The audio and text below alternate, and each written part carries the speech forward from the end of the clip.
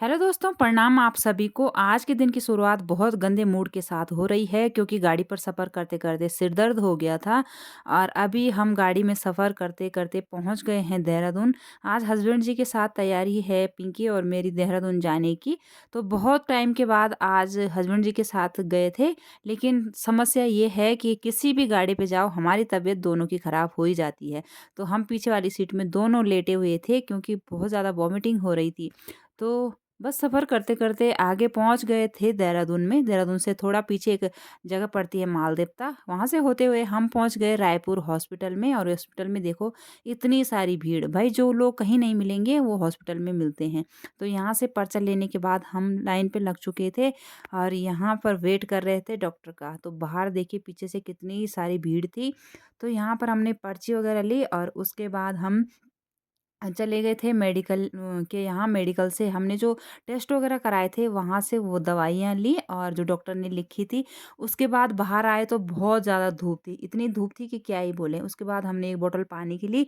पिंकी ने और मैंने सिर इस तरह से छुपा लिया था कि क्या ही बोलें, क्योंकि बहुत ज़्यादा धूप हो रही थी। उसके बाद हमने बस पकड़ी और बस पकड़ के हम चले गए अपने ननद जी के यहाँ। तो बस पे भी मुझे बहुत गर्मी लग रही थी, इतनी लग रही थी कि मैं बयां नहीं कर सकती। मेरे चेहरे से साफ साफ झलक रहा है कि मुझे कितनी गर्मी लग रही है। तो हमने बस पकड़ी और बस पकड़ के हम निकल गए थे आगे हॉस्पिटल से अपना काम निपटाने के बाद। और उसके बाद पैदल पैदल गलियों से गुजरते हुए हम चले गए थे अपनी ननद जी के रूम पे। जैसे ही रूम पे पहुंचे पंखा ऑन करा, तब जाके थोड़ा सा राहत हुई भाई, नहीं तो क्या ही बताएं कि कितनी गर्मी हो रही थी देहरादून में। तो पंखा लगा के मुझे तो थोड़ा अच्छा सा फील हो रहा था। बाकी मेरी भांजी ने हमें आइसक्रीम वगैरह खिलाई, जूस-जास पिलाया, तब जाके थोड़ा-सा राहत हुई, मतलब अच्छा महसूस हुआ। उसके बाद जो है चलते हैं किचन में। यहाँ पर जैसे ही हम आए तो 2 बज चुके थे, तो पिंकी यहाँ पर सीधा चावल बनाने लग गई। तो ये है मेरी भांजी दीबू, जो कि आप मेरी वीडियो में कई बार देखते होंगे। तो ये बहुत ही क्यूटी है।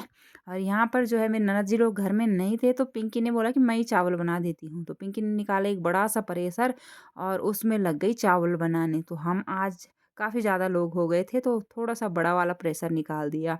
तो पिंकी बोल रही थी कि आज मैं इतने बड़े प्रेशर में चावल बना रही हूँ, तो दिखा भी रही थी कि मैं इतना कह रही थी कि ये जो रैक है ना, ये मेरे से थोड़ा-सा बड़ा है, तो मुझे इसमें ऊपर अपने पैर जो है ना हील्स ऊपर करनी पड़ रही हैं, तब जाके मैं यहाँ पर एडजस्ट हो पा रही हूँ।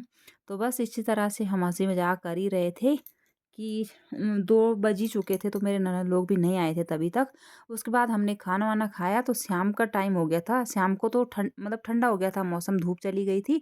चारों तरफ के नज़ारे कुछ इस तरह के थे और वहाँ पर एक अंकल जी जो है ना अपने खेतों में लगे हुए थे अपने काम में, अपने सगोड़े के काम में।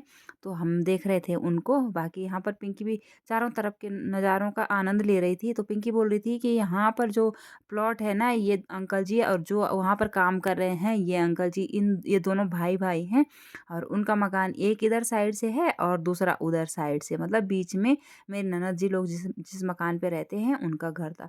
तो शाम के टाइम पर मतलब ठंडा हो गया था, तो हमने प्लान बनाया थोड़ा मार्केट तक जाने का।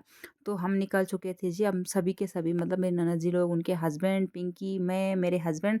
तो हम सभी लोग निकले और हम मतलब कहीं जा रहे थे घूमने।